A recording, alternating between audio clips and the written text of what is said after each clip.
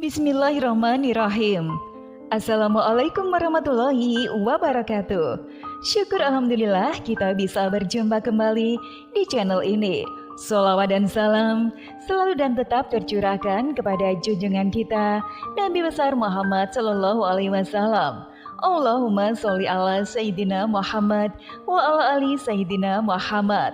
Harapan dan doa saya semoga saudaraku semuanya selalu diberikan kesehatan, dilapangkan rizkinya, dan diampuni dosa-dosanya.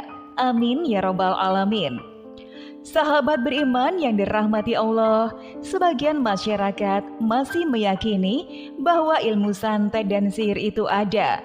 Bahkan dari mereka melakukan beberapa upaya agar keluarga besar di rumah aman dan terhindar dari hal-hal tersebut. Sahabat beriman, secara garis besar, santet atau sihir merupakan upaya orang lain untuk mencelakai seseorang dari jarak jauh. Untuk mencelakai, biasanya mereka menggunakan media gaib tertentu, misalkan jin atau benda-benda aneh. Dalam masyarakat, biasanya orang yang sering melakukan hal tersebut disebut dengan dukun. Seorang dukun biasanya melakukan berbagai cara untuk mencelakai targetnya dari jauh dengan cara-cara tertentu.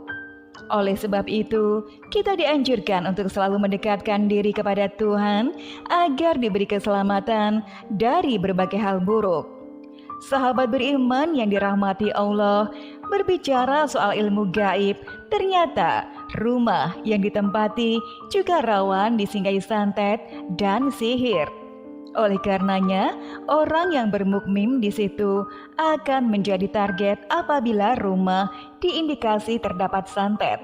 Namun sebelum lanjut, sudilah kiranya Anda untuk mensubscribe channel kecil kami agar bisa menjadi besar manfaatnya dan dapat terus menyiarkan kajian-kajian tentang Islam. Terima kasih. Dikutip dari kajian Ngaji Ati Mayang Kawis, inilah 9 ciri rumah yang terkena guna-guna atau santet. Yang pertama adalah munculnya hewan yang mengganggu. Salah satu ciri rumah terkena santet adalah munculnya beberapa hewan yang berbahaya, di antaranya adalah kelabang, tikus, ular, dan lain-lain. Dengan munculnya hewan berbahaya di rumah, diyakini bisa jadi perantara munculnya santet. Yang kedua adalah rumah terasa panas. Apabila area rumah tiba-tiba terasa panas, sedangkan suhu di sekeliling dingin, maka hal tersebut bisa jadi hal gaib akan datang. Yang ketiga adalah rumah tampak menyeramkan. Santet mempunyai hubungan dengan makhluk halus seperti jin dan setan. Maka, jika rumah terasa menyeramkan meski di siang hari, maka itu bisa menjadi pertanda akan adanya santet. Yang keempat adalah tumbuh tanaman liar. Rumah yang terkena santet berikutnya mempunyai ciri-ciri sering ditumbuhi tanaman liar. Meski sudah dibersihkan, terkadang tumbuhan tersebut cepat tumbuh lagi dan mengganggu keindahan rumah. Yang kelima adalah terdapat bubuk tanah. Apabila di sekitaran rumah terdapat bubuk tanah, padahal di sekitar tidak ada tanah, maka itu bisa menjadi pertanda santet.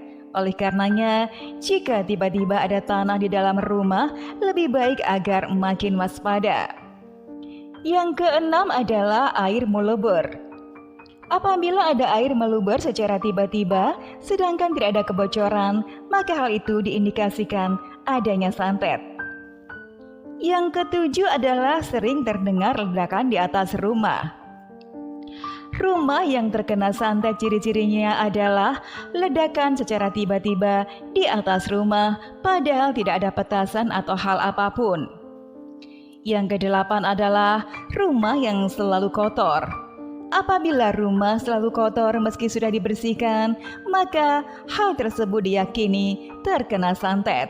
Karena ilmu santet sendiri mempunyai hubungan kuat dengan ilmu hitam yang mana selalu dimaknai kotor. Yang kesembilan adalah ada kilat cahaya di atas rumah. Santet biasanya dikirim pada malam hari. Oleh sebab itu, terkadang di sekitaran rumah tiba-tiba terlihat cahaya putih maupun merah yang masuk.